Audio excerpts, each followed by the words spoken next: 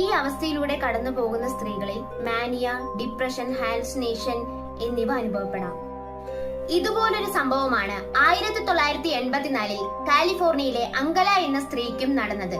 അന്ന് അങ്കല തന്റെ 9 മാസം മാത്രം പ്രായമുള്ള കുഞ്ഞിനെ കുളിമുറിയിലെ കിണറ്റിൽ മുക്കിക്കൊല്ലുകയും ചെയ്തു. അതിന് അവൾ പറഞ്ഞ കാരണം തന്റെ ഭർത്താവ് യേശുക്രിസ്തുവിന്റെ അവതാരമാണെന്നും തനിക്ക് ജനിച്ച പുത്രൻ സാത്താന്റെ സന്തതിയാണെന്നുമായിരുന്നു.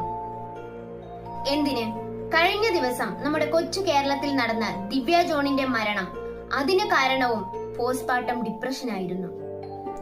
ഇത്രയും കേട്ടപ്പോൾ നാം മനസ്സിലാക്കേണ്ടത് പ്രസവാനന്തര മാനസിക ആരോഗ്യ പ്രശ്നങ്ങൾ എത്ര ഗുരുതരമാണ് എന്നതാണ്.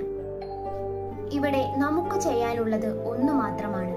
പ്രസവശേഷം നാം ഓരോരുത്തരുടെയും വീടുകളിൽ ഒരു സ്ത്രീയും ഒറ്റപ്പെട്ടു പോകുന്നില്ല.